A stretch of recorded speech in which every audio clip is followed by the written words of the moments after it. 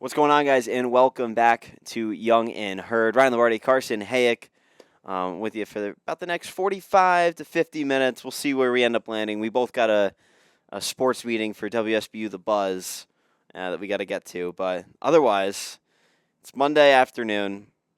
This will probably go up Wednesday morning, but the NFL, what even is it now? The Week 10? Are we at Week 10 yet? I believe so, yeah. All right, NFL Week 10 almost in the books. I probably should have checked. It is Week 10, okay. Almost in the books. We got Monday Night Football tonight. It's going to be a good one, but yeah, it's the Eagles-Packers, right? Tonight? That'll be a great game, yeah. I'm looking forward to that. That'll be good. But otherwise, no, we got a great show for you guys today. We're going to recap the NFL Week 10, and then we're also going to talk some Bonnie's basketball. I'm quite excited for that. But yeah, let's just dive right into it. We will kick things off with Thursday Night Football. Awful game. Horrendous game. Horrendous. For those that missed it, you'd consider yourself lucky. I was out, saw it on the TV, and it's just terrible. I was at a sports bar. Let me tell you, every bar in America needs a remote guy. Really? They need one guy whose only job is to work the TVs. When you have like 30 TVs, 40 TVs in a restaurant, you need every single TV. Like, I don't want it to be 10 p.m. and Dr. Phil is on one of the TV. Like, no, like, put my sports on. I also don't want to be watching a mid-major college football game where it's 40-0 on a Friday, Thursday night, whatever you want to call it. Every bar needs a remote guy. I would probably agree with that. I think you got to know your audience going out there. Like, nobody cares about, respectfully, I love FCS football, but let's just say like Fordham and University of Rhode Island's playing. Nobody really cares about that, quite frankly.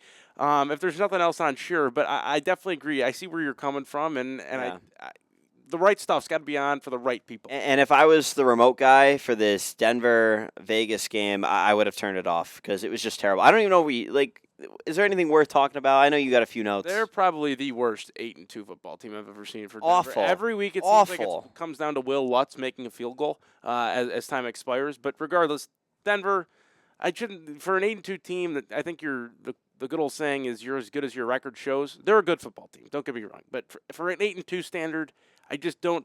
I'm not buying into the hype for Denver right now. They just have not played their best football lately, and it seems every single game's coming out of the wire for them in their past few games. They have heavy vibes. I want to say it was like the 2020 Steelers. Yep. Who went like 13-3, something like crazy, 14-2 maybe, like something crazy.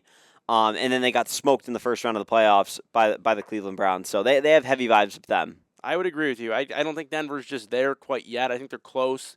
But if you're beating Vegas 10-7 barely on a Thursday night, I guess that's better than some teams losing to. I know. I mean, a win at the end of the day, a win's a win. But they are a very fraudulent 8-2 team. And I think if this was, if the AP poll is coming out for the Broncos, they're finishing probably like 17th or 18th, below teams who have more losses. I wouldn't go that far, but regardless, I think this win, it's one of those wins where you probably go down in the power rankings. Yeah, but how many wins have they had this season that are like that? Like, they are just so fraudulent. I so many. I agree. I do think they are partially fraudulent. We'll have to see though. They might even win the division for all we know. Who knows? One seed's still in play for them, which is crazy. It very much is. AFC's a wild year for the AFC. All right, we're moving on. Indianapolis keeps things going, 31-25 over the Falcons. Jonathan Taylor, have a day. And shout out JT, won me my fantasy matchup. That was huge. I mean, 244 rushing yards on 32 attempts. Insane numbers. 3 rushing touchdowns. This guy's a touchdown machine week in, week out.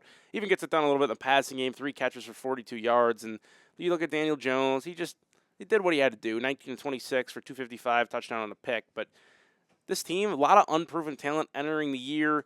Tyler Warren, they got some draft pedigree with him. 8 catches for 99 yards. He's been an absolute dog all year, among the tops of tight ends in the NFL for stats. But Atlanta, it was there. It was there for the taking, and it was a rough day offensively for them once again. They scored 25, but they had a hard time moving the football at times as well, and now they're 3-6. So kind of tale of two ends of the spectrum, but Indianapolis continues to get it done one way or another. I mean, Mr. Jones, believe in me, help me believe in anything. The Colts could go to the Super Bowl this year. I really believe that. They are a really good football team. I love it. I mean, you got to have a lot of confidence in them. They come out, they're a week off of losing to the Steelers, and they come out.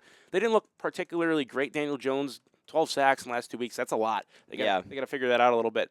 But before that, I believe They're they just announced fun to root for. Is they are like a fun really, team. you know. They're a fun team. Before that, I think they allowed like 9 sacks for the first 8 weeks. So I think it's a little bit of an anomaly right now. But overall, who would have thought Indianapolis right now just tearing it up? I know. All right, we'll keep things moving down the list. The Jets somehow. What was Week 10 of the NFL? The Jets make it 2 wins in a row, and they get the job done against Cleveland. I mean, yes, it's against Cleveland, 27-20. But yeah, they get the job done and have back-to-back wins now. The Jets' offense is just so funny to me. Fields throws for 54 yards in this game, 42 of which come from one play. Breece Hall, 42-yard reception. He leads the team in receiving yards. It's insane to me. They have 33 rushes as a team. No Jet had more than one reception just in general. And, of course, who would lose that game? It'd be the Cleveland Browns, and they did. I just want to throw this stat out there. This is now the 3rd game of 5 that Justin Fields has had below 55 passing yards. Had 45 against Denver, 46 against Carolina, and 54 now against Cleveland. He's not 100, 55. 55 yards. That's insane. Oh, sorry. Yeah, 55. Yeah. Sorry. I don't know. Did I say 100? No, you said 50. I'm putting an emphasis on your point. That's absurd. No more than 55 yards. Almost every running back in the NFL has more than that in at least 2 games this year. So, yeah. Justin Fields, what an interesting guy. Great athlete. Just, I thought after the Steelers game maybe there was going to be some hope with him throwing the football, but since then it's been all kind of downhill. You know what's really funny? Like, Jerry Jeudy had more yards receiving than Justin Fields had passing. Insane, man. I will say, though, for Cleveland, you brought up Shadur Sanders a little bit. I wonder if he's maybe going to be a week or 2 away from getting his chance. Hey, I know we talked about this a few weeks ago. Like, I'm ready for it. I mean, at this point, what are you waiting for? I just don't understand how the Jets won this game still, and that just proves that, like, Cleveland's got legitimate issues. 100%. I do wonder how hot the seat is for Kevin Stefanski right now. I don't know. It's weird with him. Like they haven't produced now for a minute. At the same time, he's widely respected as a coach in the NFL. And but look who they're rolling out. Right. Like that's what I'm saying. If they had like Joe Burrow at quarterback right. and this was the numbers getting put up, maybe different story. Because I mean, we've talked about it with Zach Taylor with the Bengals, but I don't know. I'm not sold yet on the move. So, all right, we'll keep things moving. We'll go to Houston, 36 over the Jags, 29. That's also another thing. The red hot Jacksonville Jaguars playing great football as of late, blow a lead, and the Houston Texans storm back, who might have one of the bottom tier, I would say like probably D tier, C tier offense this year in the NFL. Just brutal. I mean, Jacksonville 29-10. They blow it in the 4th quarter to a Davis Mills-led Houston Texans on top of it. Mills almost throws for 300 yards, 2 passing touchdowns. Woody Marks did just enough in the backfield, 14 carries, just silly. 63 rushing yards. Silly. And then Nico Collins, 7 for 136. Houston's now 4-5. I believe they've won 3 out of their last 5 games as well. So all of a sudden, they're starting to catch a little bit of a spark, and maybe they're in that hunt and trying to fight for those last 2 wild card spots on the AFC when it's all said and done. Yeah, I'm just put this out there. And the Texans only averaged 22 points a game, and they were able to put up 36 this week. So, I mean, the offense was clicking, and that's definitely a concern for the Jags, which I've never been sold on Trevor Lawrence. I mean, he just plays like mediocre football, and when you're turning the ball over and playing mediocre football, tough combo. Yeah, especially he fumbles, had an interception in there.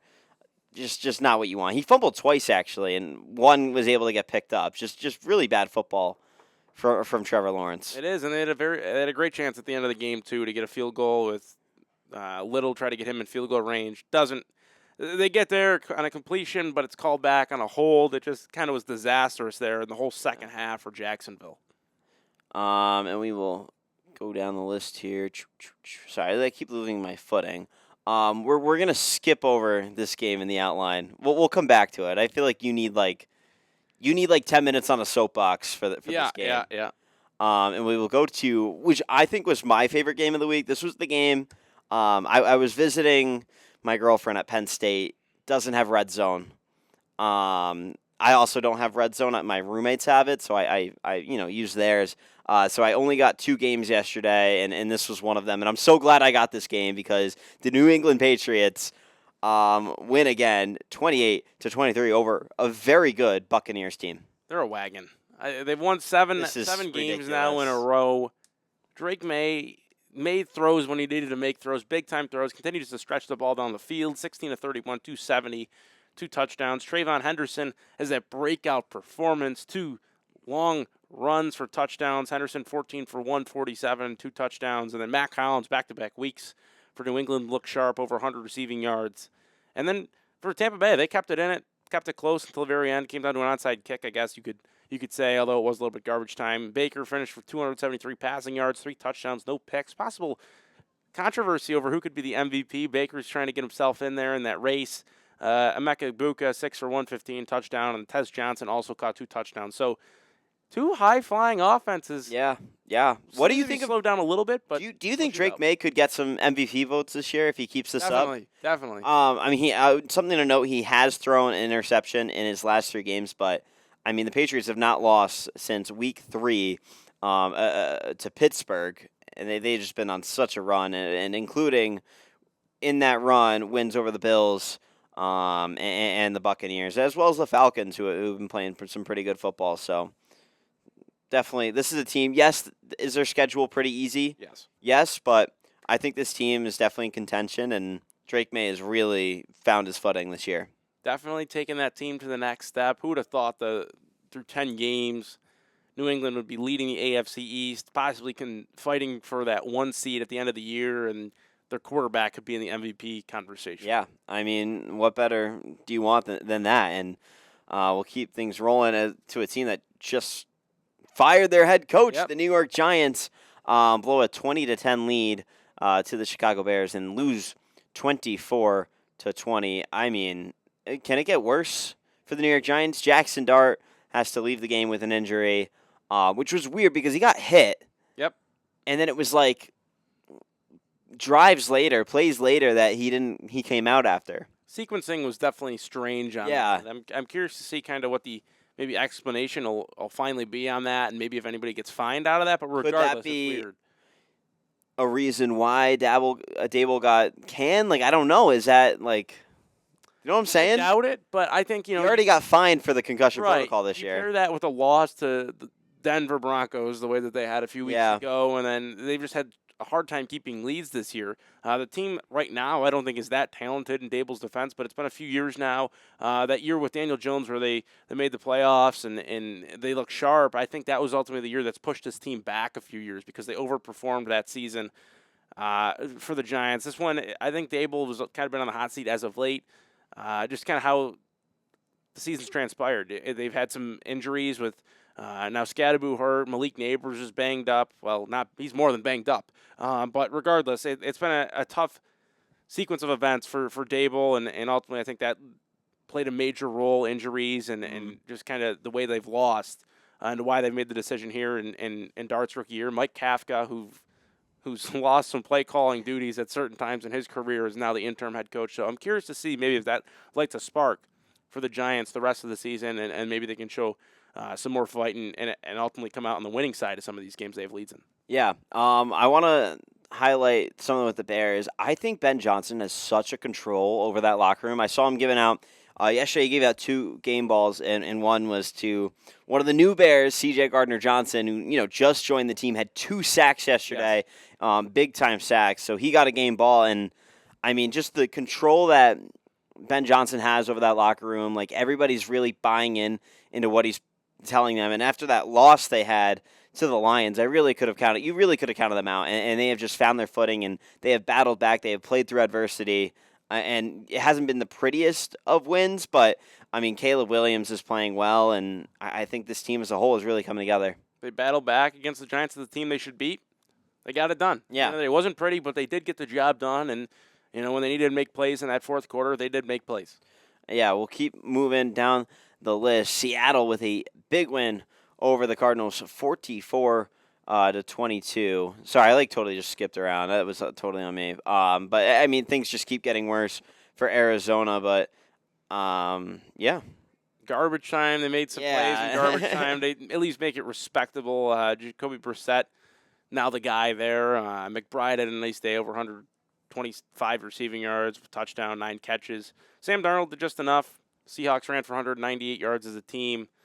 Seahawks are also a team, I think, in the NFC where we're starting to They catch could some be a ground here. wagon. Yes. Could be a wagon. I like the Seahawks a lot this year. And then Baltimore, another win. This is my I take. know, Is your really hot take's starting to come to fruition here. But the take is really. I'm pulling up the NFL standings as we speak just to get a look at this. My take is really coming to fruition. still favored. Now they've really helped their case with Vegas. Vegas favored them at Yeah. 2-5 or something. and Because now- I had the Steelers lose Yes, you had them collapsing. and that is Starting to happen, It's yeah. really starting to happen. It's coming together. Lost to the Chargers pretty bad last night, and now the Ravens are 4-5 and only what is that? 2 games back out of the division. So out of first place, they're a game back from the division, 2 games out of taking first place. So It's with Lamar, they're a completely different team. Lamar, obviously, I mean- MVP guy, right? I think that's quite obvious, but just what he brings to this team, they just look so out of rhythm. 1-5. and Now he's back, and they're starting to catch some. with some him ground. in, Derrick Henry only gets better. Derrick Henry had 75 yards 100%. on the ground. I mean, when you look at Derrick Henry's game log with and without Lamar Jackson, I mean, it tells the story for itself. I mean, obviously Buffalo, he runs all over them for 169 yards, and then Lamar goes down with an injury, puts up 50 yards, 42 yards, 33 yards, 71 yards, and then Lamar comes back, he puts up 119 yards and then 75 yards today. So just really good stuff, and that's just the presence Lamar brings to this team just makes everybody around him better. Huge. They have a huge symbiotic relationship in that backfield between Henry and Lamar. Run game, it's have fun trying to stop that when those two guys are back there in comparison to Cooper Rush, right? It makes it a lot easier when you're stacking the box against a guy like Cooper Rush compared to Lamar Jackson. Nothing against Cooper, but 2 different play styles, 2 different people. But with Baltimore, I'm curious to see here how they finish this year. If they win this division, this is a team that could be very dangerous. Nobody was going to want to play that team, I think, right now, especially, though, come January.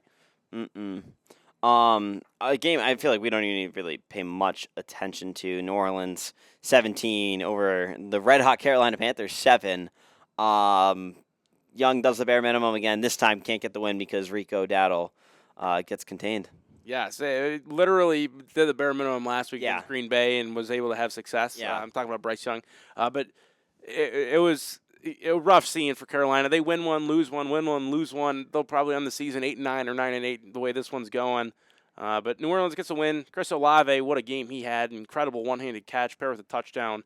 And then Johnson, 4 catches, 92 yards. It's a nice win for New Orleans. Good to see them not showing any quit as it stands right now. Yeah. A game I really want to talk about is this might have been both of these games were very good, but the Rams Niners game 42-26. This was a game we told you guys last week. Really keep eyes on. Yeah. This is going to be a big one. And I mean, the Rams might be a wagon this year. They are a very good football team, Carson. They are a wagon. Matt Stafford, I think he should be the MVP. I've said that the past 2 to 3 weeks. That continues. He's just spot on in this performance. 4 passing touchdowns, 280 passing yards, effective as can be. And ultimately 4 different wide receivers scoring this team. You see Puka and Devontae getting all the credit, but they're just a deep squad. Through and through, completely. I'm impressed by the Rams team. It seemed like just a few years ago, maybe McVay was going to be on the hot seat coming off a losing season. Yeah, forget that. The Rams are right back. They're probably a Super Bowl contender, I'd say, among most people. I thought Mac Jones and the Niners offense was okay, but overall, they couldn't hang with the firepower Los Angeles has. And I really like this run duo of Kyron Williams, Blake Corum. Blake Corum, of course, tremendous success in college at Michigan. Yes. If he doesn't get hurt his senior year, might win the Heisman, that kind of thing. Junior year. But has 56 yards on the ground, 13 carries. Kyron Williams only 14 carries and had 73 yards, also had 2 touchdowns. But the fact that they can mesh 2 running backs together like that, really good stuff from them. Yes, that is great to have. Whenever you can have maybe a series where you're starting running back and catch a breather, that just makes him better the rest of the game. Blake Corum, more than serviceable back in the NFL. Total college pedigree, great stats. A guy who you can plug in right there and have confidence that he can be productive in that drive. The Lions went on the road to Washington to take on the Commanders and take care of business, 44-22. Just, I mean, they had possession of this game the entire time. Detroit had the game in the bag, start to finish. They dominated. Campbell starting to call the plays on offense a little bit, taking away from Morton, the offensive coordinator, but just complete effort. I think Detroit's the best team in the league. I know they're 6-3, and they've had a little bit of a roller coaster, but to me, when they're playing their best ball, nobody's even on their level. Jahmyr Gibbs started off slow, but 15 of 142, 2 touchdowns. Jamison Williams had a day, over 100 receiving yards and a touchdown himself. St. Brown caught a touchdown. Washington falls to 3-7. What a disappointing year. Yeah, I mean, just such a disappointing year after all the hope they had last year. And, I mean, Jaden Daniels, of course, gets hurt. But even with Jaden Daniels, they really weren't getting the job done. They weren't getting the wins. But he's missed a lot of time. Marcus Mariota, just such an easy guy to root for. And he just really can't piece it together. It really hasn't been on him, though, 100%. No, he's been fine. He's not Jaden Daniels. And also, I don't think their team is quite the caliber they maybe were last year. I get a lot. They're running a lot of the same guys back, but sometimes, from season to season, performances change. Yeah, I got to talk about Jared Goff, though, really quick. I mean, this guy, another name that could be in the MVP conversation, is having one of his better years, if not his best year, to his career. Through 9 games this season, he's thrown for 2,200 yards, 20 touchdowns, only 3 interceptions, which that has been a common problem with Jared Goff. It is throwing interceptions. Through 12 in his last 2 seasons. This year, only 3. Only has 8 games left to go. We'll see where that number goes, but I really am rooting that it doesn't go above 3. But no, he's played really, really well. Really well as of late. His QBR is the highest it's ever been. His passer rating is the highest it's ever been. So we'll see where it goes. I mean, I'm looking if you look at the game log, hasn't thrown interceptions since at Tampa Bay on Monday Night Football, but that's it. All without Ben Johnson, too. All the narratives, Ben Johnson made him. Well, Jared Goff would like to have a word with you. Yeah, and I mean, the Lions as a whole, obviously, probably not where they want to be in the standings, behind the Packers, but they're 6-3 and still right in contention. 100%. I said when they execute, I think they're the best team in football, and this could be the year that those trials and tribulations, the years where you look dominant in the regular season, hasn't panned out in the playoffs. I think this could be a year you get a little bit of experience. You get those playoff games under your belt. This could be a team to look out for, maybe make it a Super Bowl. Yeah, 2 games to watch, or 2 games left to talk about, and then definitely let's keep an eye on my hot take, my overreaction, underreaction. The Pittsburgh Steelers are collapsing. Lose last night on Sunday Night Football to the Chargers, 25-10.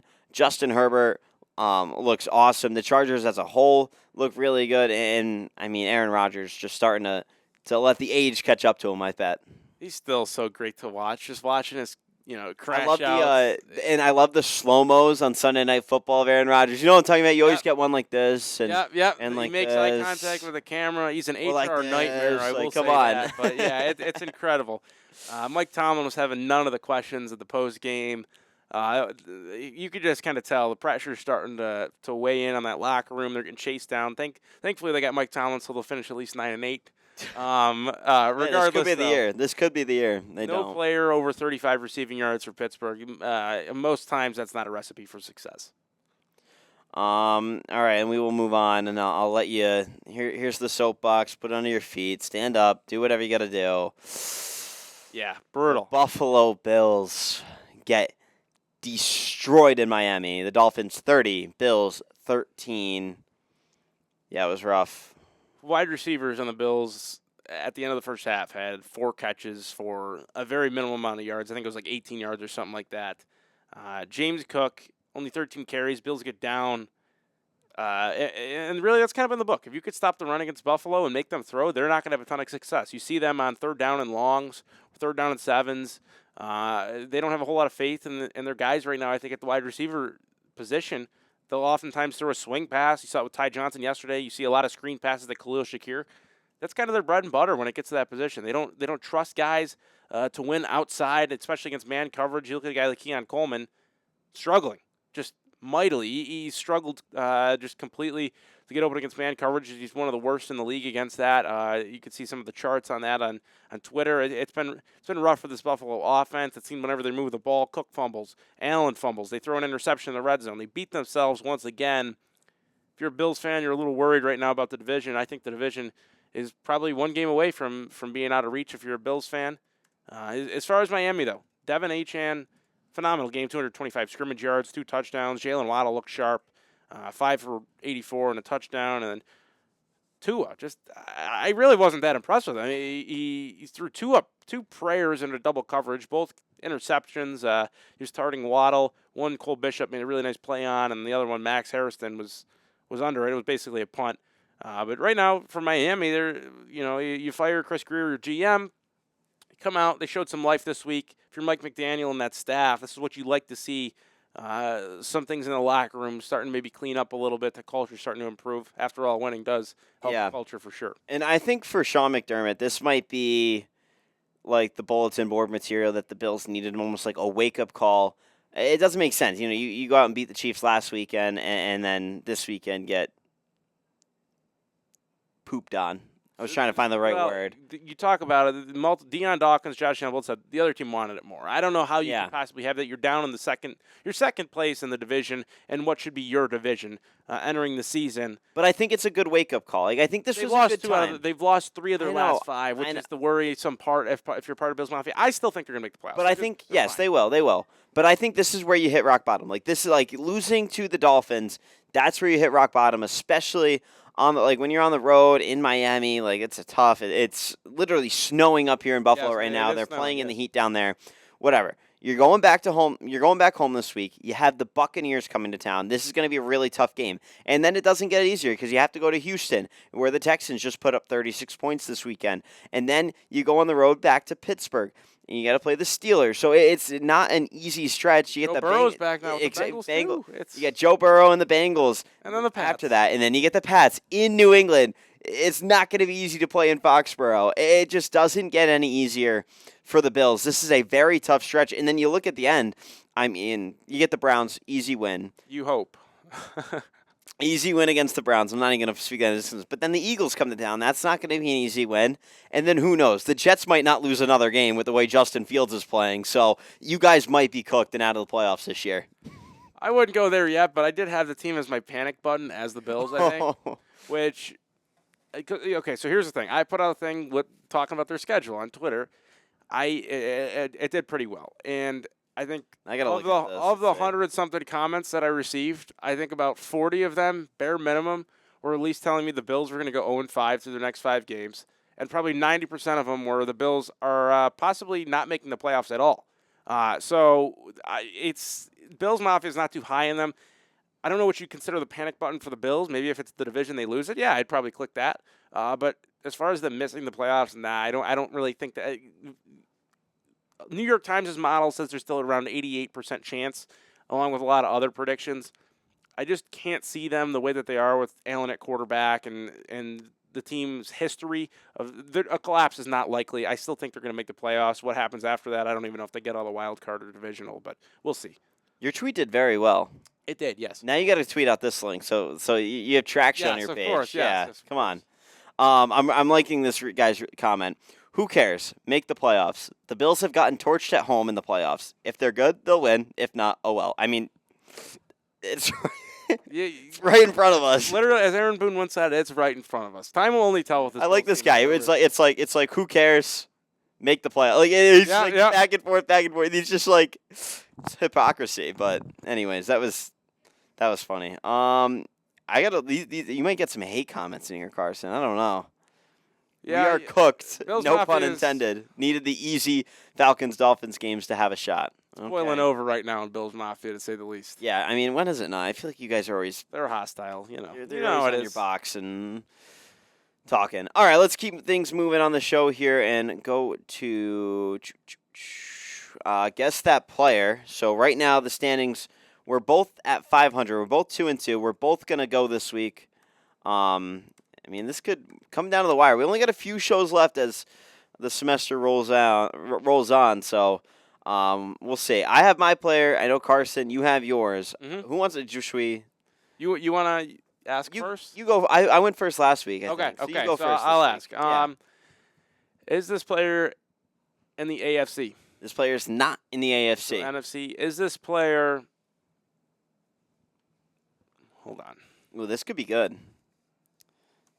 You gonna ask some like fun questions this week? Like really narrow it down. I'm gonna try. Hold on. I just want to see something. If this thing pops up, I could be completely off here. I know. Is where this player plays to the east, or is this where the holy cow? I gotta try to. I I might have think to how look to this say up. Is where this player plays to the east of Kansas. Now I gotta look this up. And I know my states. I 'Cause swear. I'm trying to. I gotta look at like where it falls. It's to the east of Kansas. Yes, Okay. I might have just. That didn't help me like at all. I was kind of hoping you'd say the West because then you only get down to 3 Yeah. teams. No. Yeah. That's a good question though. I like that. Okay. Well, is this player in the NFC North? He is. Okay. Good. I needed that. You have 7 questions left. Is this player on the Vikings? He is not. Is this player on the Packers? He is not. Oh boy. Is this player on the Lions? He is not. Okay. So then So that you have means, 4 questions. You know the team now. 4 questions and you know the team. Lions, Packers, Vikings, Bears. Okay, so he's on the Bears. Is this player on offense? He is. 3 left. Is this player a skilled position? Yes, he is. 2 questions to go. Is this player 29 years or younger? He is not. You have 1 question to go. Can use your depth chart look. Is this player over 6'3"? He is not. Okay. Oh, Now I need to look at who else is on here and seeing which ways you can go. Okay. he's not over 6'3", you said? No, he's not. Okay, so let's see. I got to go on ESPN. Yeah, the ESPN depth chart. Shout out ESPN depth chart. It's awesome. So I almost went Vikings. I will tell you that today. Okay, okay. I almost went Adam Thielen. And he's And then I older thought than of this 29 guy. years old. Yes. Okay.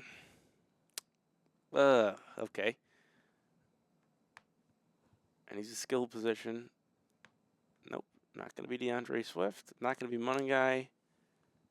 Not going to be Rashawn Johnson. Oh, okay. This is working out well for me right now. Doomsday, not going to be him. Not going to be Luther Burden. It's not going to be DJ Moore because he's 28. Dever Duvern. No, you're not going to go. No. It's not going to be Cole Kmet. Can't be Cole Kmet. You got this. Come on. Okay. This is easy, I think. The only other guy that I could think maybe is Case Keenum or Zacchaeus. It would make sense if it was Case Keenum. He's unk. My God. Give it a rest, bucko. Okay. It's Case Keenum. It is Case Keenum. Yeah, wow. Everybody on this offense is basically under 28 years or 29 years That's old. a good question. So, yeah, that's good Like, stuff. every now and again, blind squirrel finds a nut. So. Yeah. Yeah. No, that's good stuff. All right, you want to go? I was thinking Minneapolis Miracle. I don't know. Sometimes it really I love it. comes to I love me. it. Vikings, that should have helped me out there. That should have helped me out. Well, 3-2. I'll take it. This was a big All guess right. for you. All right. Oh gosh. Yeah, this is good stuff. This is good stuff. Okay. Is this player in the AFC? No. Okay. Okay. I have the NFC standings up. How could I really narrow this down? Does the team in this division have? No, I feel like that's like. Are there? Yeah, does the team in first place in this division have 6 wins? Hold on. Yeah, hide your screen. The team in first place has 6 wins. The team in first place does not have 6 wins. Is it the NFC West? No. Okay, so it's the NFC North. Oh, I didn't even realize the Bears and the Lions both have 6. Okay, so it's the NFC North though. Okay. Is he on the Packers? No. I only have 4 questions left. You have 4 questions that you. I have 6 questions left. Okay. I don't know why. Okay, he's on the Packers. Is there blue in the logo? Or blue as one of their colors? Yes. So it's the Lions or the Bears. Is he on the Lions? No. Oh my God, we both did Bears? No, we talked about this too. Oh, we both just did Bears. You didn't pick the same player as me, right? No. That doesn't Or did count as a I? question. Okay, so is how many questions I got left? 5 or 4? You have 4. I have 4 questions left. All right, is he on the offense? Yes. Okay. Is he a skill position? Yes. No. No. No. Okay, now I really got to narrow this down. I mean, is he over the age of 30? No. Okay, so he's not Case Keenum. You have what? 2 questions? I think I have one left. One. Okay. I think I have 1 question left, and he's not over the age of 30.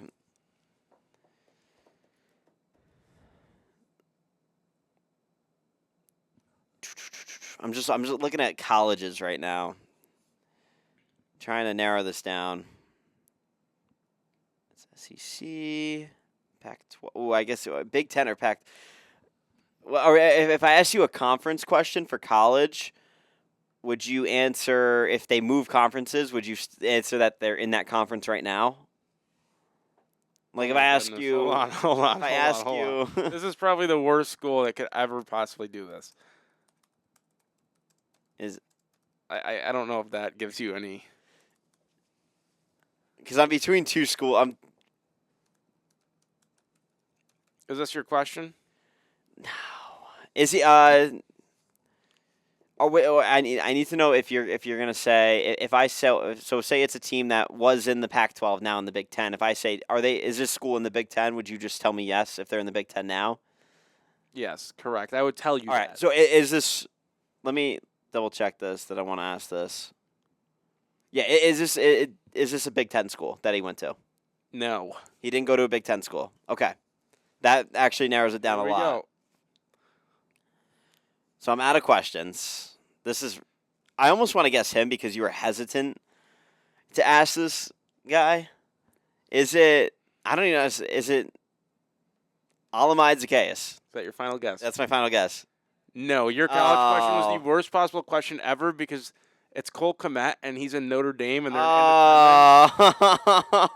when you said the Bears, I was like, there's No. no way. When I was guessing, I'm like, there's no way we have the same guy, but we were damn close. Wow. They've probably Wow. thrown to each other in practice quite a bit. Oh, that was such a, I was a good question too because it really narrowed down my guesses and I just, Cole The Kmet- anomaly kicked in, yeah. Yeah, Cole Kmet just wasn't in my. I should have asked something else. It just took me too long to get to the team. So I fall 2-3. Carson now in first place. That's good stuff. That's good What do we say stuff. about some Bonnie's basketball? Yeah, let's hop to it because we only got. Oh man, Like time's 5 ticking. minutes here. Time is ticking. I'm in. How about the Bonnies, man? I think we talked about their win against Bradley last week, Yes, we right? did. So let's talk about the win over Canisius because that is one of the Little Three rivals. It's never an easy game, and I mean St. Bonaventure just really took care of business. The defense, I still have some question marks for, but otherwise, I mean this team really is clicking right now. I really like them. I think there's talent all over the floor. And I like this rotation of 8 that they went out with on Saturday. Yeah, Coach Schmidt talked about it in the post game, and they've just out-rebounded teams left and right. Frank Mitchell had an incredible day against his old squad, 11 rebounds, 20 points, an assist as well. Just a guy, 8 of those rebounds actually were in the offensive zone too. So he completely dominated. This is what you were hoping to see out of Frank Mitchell. Maybe it was a little slow in the exhibition, pair that with Bradley, but man, he looked great. They've dominated down low, out rebounding Canisius here 42-22. They out rebounded Bradley as well. I believe by 18 or 19 rebounds the first game as well. Down low, they're just doing the dirty work and not getting outworked. And the guys who really play with some height with the Bonnies, Joe Grahovic, Andrew Osasui, both had blocks. Joe had 3, and Osa had 2 blocks. So just really good stuff from those guys. And Osa, only being a freshman, really is starting to shine. Picked up 8 points, pulled down 4 rebounds, dished out 3 assists. No assists. But he really is playing well. 6 guys in double figures as well. Yeah, that's another thing. Only 8 guys touched the floor, too. Which is insane work. Kelly Lenati came in and shot the lights out. It was great to see him out there. I had a feeling he was going to do that this year. He's a guy who, played at like a very high level in the U18, Italy. Yeah, the Italy national team, and he shot the lights out there. So I figured he was going to come to the Riley Center, and especially when you're playing at home in your own gym, you're used to the rims. You're bound to play well. Oh, for sure. That's a huge thing. You know the surrounding background around you as well. You're able to communicate a little bit better. It's just everything kind of added up for the Bonnies in this one. Canisius, they started off, they matched Bonaventure's energy a little bit for the first 5 or so minutes, and then Bonaventure just pulled away after that. And they drop 89 points offensively. They look sharp, but it's using these non-conference games to build off of to build some confidence. We saw them last year going on an absolute tear in the non-conference to start the season, starting 11-1 or something like that. Yeah, and then they finished 9-9 in the conference, Mm-hmm. right? So hopefully, right now, they're better this year in the conference, and they can continue the success in non-conference. The next 3 games for them, I'm not even thinking twice about. Maybe a little Siena. I think Siena's a good team. Yes. They're at the top of the MEAC. So Siena's definitely a school that I'm not totally like, we're going to take care of business with them. But then, it gets serious when they go to Fort Myers to play UNC. They'll also play East Carolina. And then also on that Florida trip, they'll play FAU, who, just a few years ago went to the Final Four. So definitely, something to keep your eye on. This team, those next 3 games after these 3 is definitely something to keep your eye on and to see really where this team is at. I'd say you probably hope to get one of those, right? If you could upset one of those teams, I think you're going to be in good shape.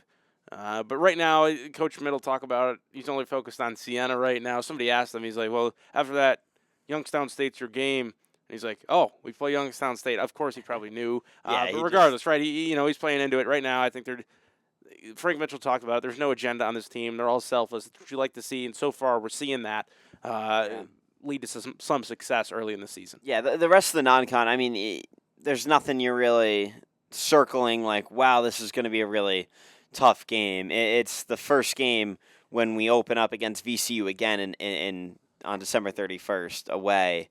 That's the game you want to circle and really mark your calendars for, because that's never an easy game to open your season with, especially with how VCU looks this year. And they've brought in so many good transfers. Barry Evans is back in the Atlantic 10 this year with VCU. So you weren't here for the Barry Evans. I was not here for Barry Evans. Say, oh, wow. Hello.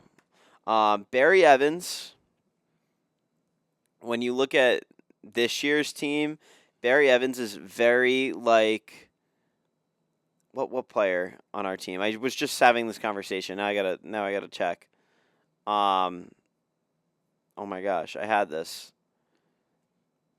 He's very like Caden Charles. Okay.